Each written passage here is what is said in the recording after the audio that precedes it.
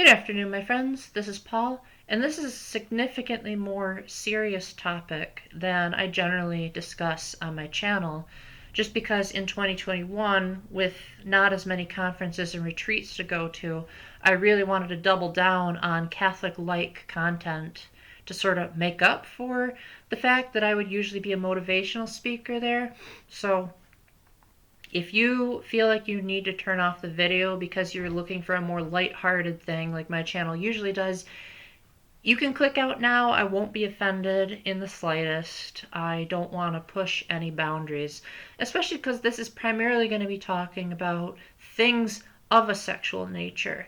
I was thinking I wanted to show footage and video clips originally, but I decided against it just because I feel like the subject is intense enough and I don't want to make it even more. So there are plenty of people on YouTube who do show video footage of this kind of stuff. And in fact, the person that inspired this video was using Persona 5 as an example and showing the coach who is abusing his players, and it showed some pretty explicit imagery that I don't want to even come close to that kind of stuff.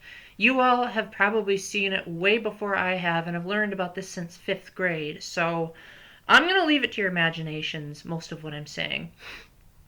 So the title of this video, give or take, is talking about if it's possible that men could be objectified in the same way that women are. Now, I don't want to say in the same way, because that makes it out like men and women are exactly the same in their physical anatomy, and that's simply not true.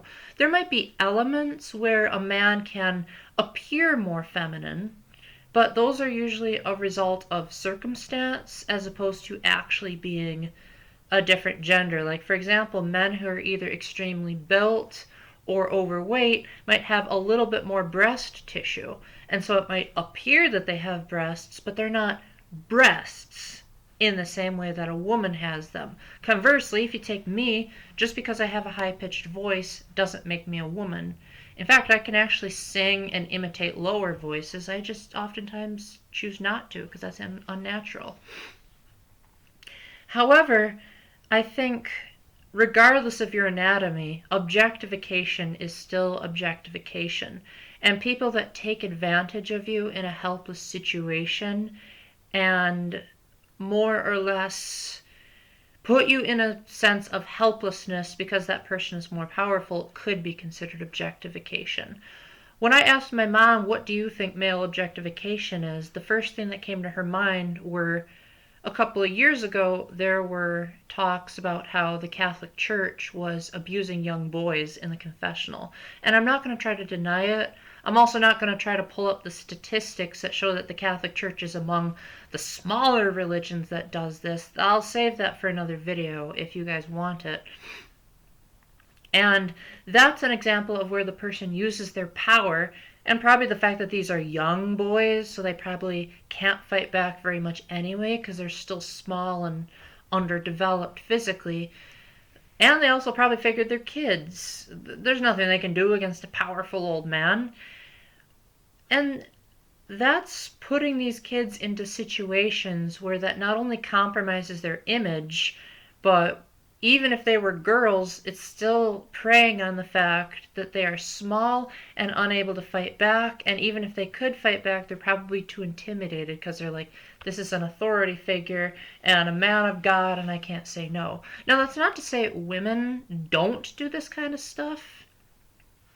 In fact, a lot of the abuse that I've been through has been done by women to me. Now, I'm going to try to talk about a couple of my experiences, and then you can make up your mind if this is objectification or not. I'm going to keep certain things and wording and names deliberately cryptic, just because I don't know if I want the whole story going out to people that aren't directly my friends. But I'll give you guys the general gist, and then you can make up your mind from there. So I have been in situations mostly when I was a kid and when I was a teenager. There was a little bit during my adult years, but most of it was when I was pretty young and still developing. There were situations where a grown woman forced me to be in the nude, among other among other underdeveloped boys. And there was another female in the room with us, so she could see literally everything. Like, no, we weren't even covered by a towel. It was literally, we were dressed in nothing. There was also a time where one of the girls at the park thought that we men didn't, I guess, feel pain up here because we don't have breasts, and so she was more or less getting her hands all over that part of our body. And ever since then, I guess, been more sensitive to being touched in the chest area than a lot of other males would. And you can't really argue that that's not objectification, because if such a thing was done to a woman, you'd say, oh my gosh, that's terrible and scandalous and disgusting.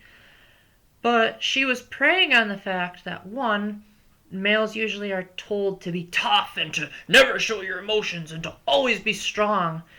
And so she's expecting us men to just stand there and take anything that she had to give us. She's also preying on the fact that because we're not women, it ought not to hurt. So if it does, then therefore you're not a proper man. You're not properly living up to gender norms. And this was way before gay rights and transgender marriages and stuff were allowed. So we were all heterosexual males going through this by a heterosexual female. I'm honestly surprised the girl didn't try to do worse, but it was probably because we were at an outdoor public park, and so I don't know, she didn't want the neighbors across the street to think that there was a scandal going on or something. And overall, it led to a huge, I guess, distrust of showing people any part of my upper body. Like, I usually wear loose-fitting t-shirts, and so some of my t-shirts would like slip even down to just here, and I would be scandalized by even showing that much. Because when you've been traumatized in that manner, go away, Avast, you begin to not want to show anything of your body. The final incident I want to bring to your attention, as far as my childhood, one time we were having a swimming party, get together, hangout thing. It was a long time ago. I don't even remember all of the details. And there was this boy that was trying to yank down my swim shorts, and he actually somewhat succeeded. And he shouted to every single person exactly what he saw down there. And that, coupled with the adult in authority, coupled with the girl at the park, coupled with another story that I haven't even told you guys, that's mainly where the aquaphobia came in, and that's mainly where I think being a male was used against me, to the point where I felt as though being a male was dirty or the inferior gender or some kind of punishment from God because half the population is built like this, and so therefore we have it harder. And a lot of people who haven't been abused generally think the other way around. A lot of my male friends and relatives who haven't been in these abusive situations will often say things like, I would never want to be a girl because of all the stuff that they go through. I'm so happy that we men have literally nothing to worry about. Oh, how I wish that was true. How I wish I could just say, oh yeah, I never stay awake at night moaning and groaning about male problems. That never happens. It happens, believe me. And maybe it's because of the abuse that I think that there are problems in the first place. But it's definitely no secret that people have their ways of taking advantage of the male, and not only just the male body, but also the male expectations. There are people that might say, pipe up, you're a man, you're not supposed to cry, and that therefore causes the man to have this terrible feeling in his chest where everything just explodes later. So you're making the male literally have chest problems because he's too busy holding it in because you're pressuring him to do it. You've also got people who will say things like, ooh, you got beaten by a girl, you must not be a proper man. And then you've got also people that kick men down there and they laugh about it, especially in kids' movies when that happens. And they say, wow, not so tough of a man now, are you? And one of the worst examples, which admittedly a lot of people don't think is that big of a deal, I don't even think that's a big of a deal, is in slang language, people will just casually bring up that part of the male body as like a slang insult, like, oh, you better grow a pair, or something along those lines, as if that's what makes someone more of a man. I mean, yes, that is part of being men. It's not like that particular growth happens to females, but I think using the most painful thing a man could hypothetically go through without something like kidney stones or cancer against them, or taking advantage of a man in that position to cause him more pain, I would love to see an argument saying that that's not objectification, because I think that if you look at what women might go through, where say they're strapped to a bedpost, or say they're stripped down to an outfit that they don't want to be in, are they not also being taken advantage of by someone stronger? I guess you could say a better point to this video, as opposed to can men be objectified, is can men still be in positions where they're overpowered, where pressure gets to them, and where they can be put into situations where they're hurt, but because of the expectations of manhood, they're not allowed to express how hurt they are. In that respect, I would say that, and I'm not trying to say objectively, but subjectively, I think women actually have that particular part easier for them, because the majority of women, not all, but most women, have a tendency to be much more open about expressing their emotions and being more open about what they've been through. So I think a lot of women, if they're put into situations where they're compromised, where their body or their femininity is taken advantage of, they generally would be able to find someone to talk to about it and cry about it. We males often bottle up everything, and we think that showing emotions is weakness. In fact, in the case of me, you might be thinking, dang, Paul, you're so open. You're just such an open book, telling everyone all these grand secrets. Well, I've kept most of these to myself for most of my lifetime, and it's only just recently that I even told some of my friends and family about what I've been through. So this is after years and years and years of not only keeping it to myself, but a lot of the abuse was so traumatic that I actually forgot that it actually happened. So my mind legitimately blacked out some of the trauma. If you've played the end of Professor Layton versus Phoenix Wright, you might have thought that that particular plot point was a plot hole, but it is actually a real phenomenon that happens.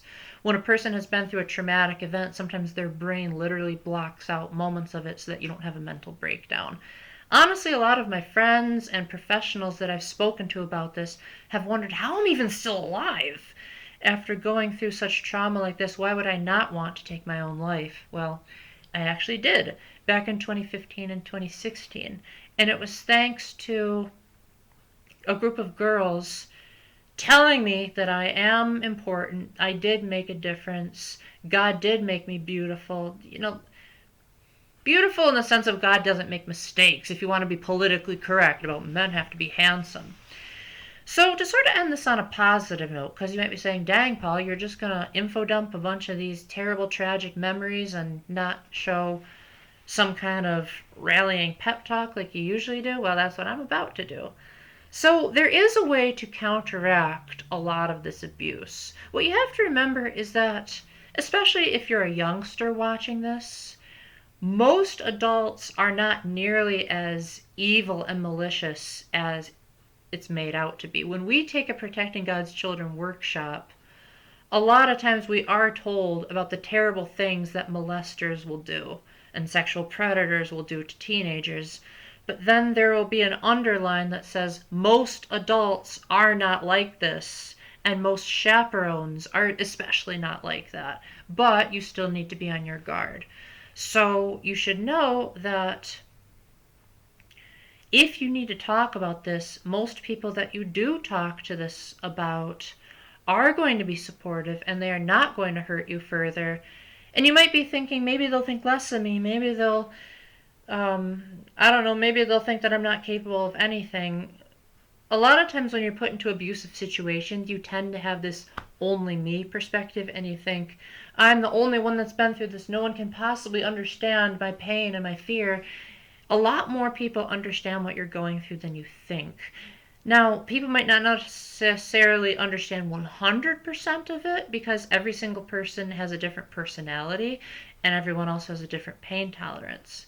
But it is possible to find people who understand you, even if they have to go to a different source. Like, I know plenty of my female friends that haven't been abused, but they can relate to other things that I've been through. Like, they can say, well, I may not have been abused in that particular situation, but I did have an ex-boyfriend who treated me terribly, or I had an authority figure slap me when I was young, stuff like that.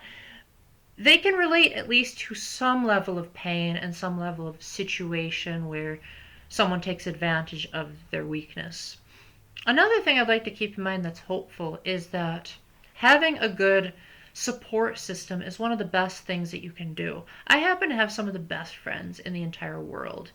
And I'm not just saying that, like, a lot of people that have met my friends are just mind blown by how, one, I'm homeschooled, so they're like, I thought you homeschoolers were antisocial. That can be another form of bullying. And two, I'm generally not the best at communication, which you may be thinking, Paul, you're on a YouTube channel. How can you make that claim? It's called bravery and perseverance, guys. You just put up with your crosses eventually. So really having the time to realize that your friends are there for you, and even if you don't want to go to your friends, there are plenty of support groups and hotlines and resources. And the final bit of encouragement is, well, just look at the shirt I'm wearing, how it has a cross. In the Catholic Church, a lot of times we depict crosses with Jesus actually on them. And if you want to talk about the ultimate victim of male objectification, just look at Jesus. A lot of people, when they portray Jesus' passion, they extremely downplay how horrific it must have actually been, because that would just, one, it would distract the audience during Mass, and two, it would probably cause people to puke and throw up if you knew what Jesus actually went through. But just to name one, so that this video doesn't become totally R-rated, Jesus would not have been wearing a loincloth when he was actually on the cross. He would have been completely nude with absolutely nothing covering him. And not only that, but a lot of crucifixes depict Jesus hanging from the cross like he was some kind of scarecrow, when in actuality there would have been a little bump where his groin would have been.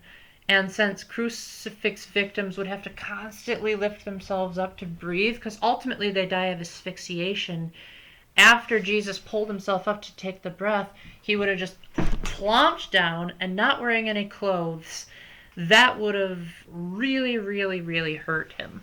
So in a sense, that was male objectification, because the fact that he was a male made that intense sitting down twice as painful.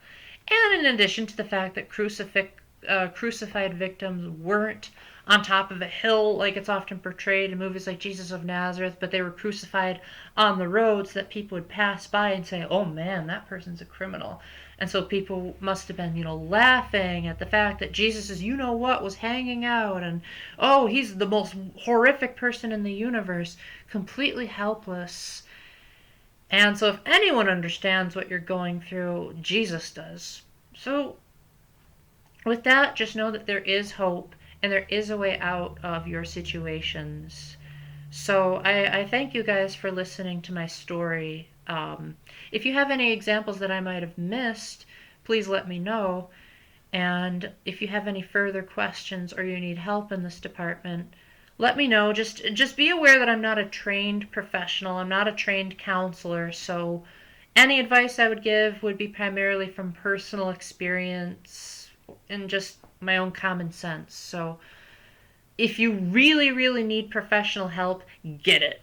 Just rely on me for generalized advice if you need some. So with that, thank you again for watching. Let me know in the comment section if there's anything else you want to talk about. And until the next time, keep the faith, stay epic, God blessed, and you are not alone. Bye.